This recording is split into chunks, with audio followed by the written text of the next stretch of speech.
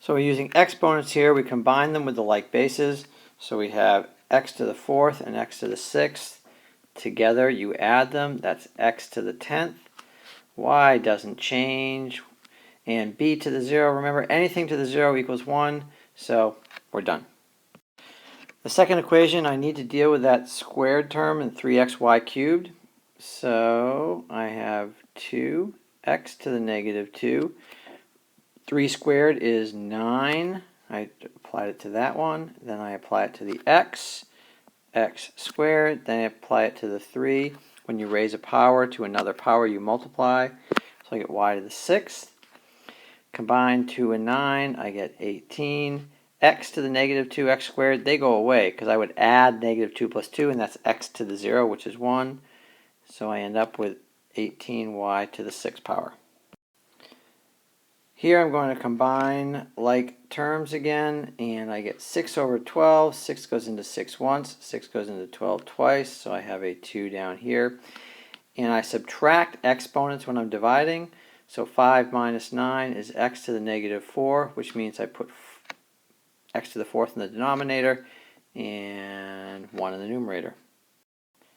There are a couple ways you can do this problem. I can apply that negative 3 to every term, or I think what's easier sometimes is to go ahead and flip what's inside the parentheses, make that raised to the 3rd power.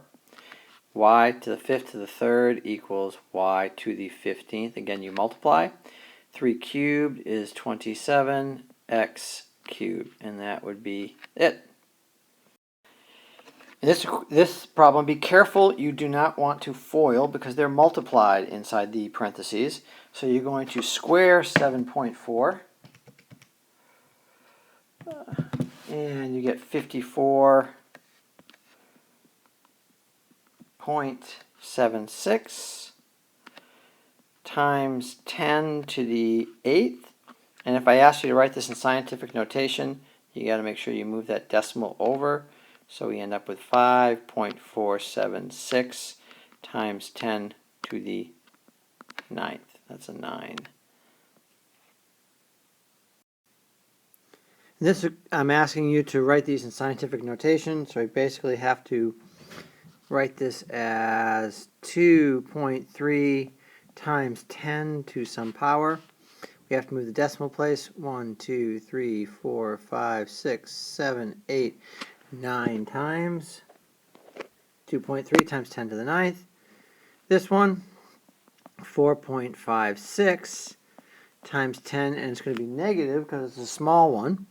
We're going to have to go 1, 2, 3, 4, 5, 6, 7, 8. So to the negative 8th. And this time we're multiplying things in scientific notation. So we're going to multiply the 3 times the 6 like terms. We get 18. And then we multiply the 10 to the 5th times 10 to the 12th. You get 10 to the 17th.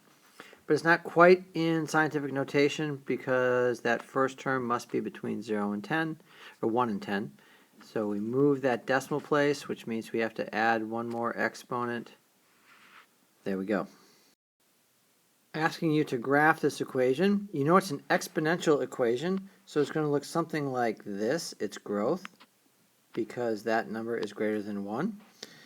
To graph this one exactly, we're going to need to find some points. So let's plug in some values for x and see what we get for y.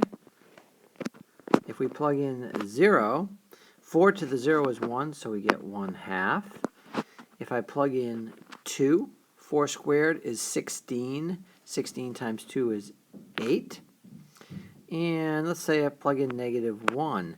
So 4 to the negative 1 is 1/4, so I get 1/8. So you see this is going to look just like the one before. And I'm going to go ahead and draw it first because it's hard to hit the marks. So that's at 1/2. And then I would say this is 2, I'll call that 8. And negative 1, negative 1/8 is down here. So it's going to look just like that. This is an equation of exponential decay. Something's getting smaller. You start with $1,500 and you lose 20% per year. So the amount that it's worth after a certain amount of time is going to be equal to the initial amount, $1,500, times 1. It would be plus if it was growing, but it's not. 1 minus 0.2 to the, not really to the x, I'm sorry, it would be to the t, because we're using t as our variable. All right, so we could shorten that up a little bit, call it 1,500 times 0.8 to the t value. So that's part A. Part B is finding how much it's worth after 3 years.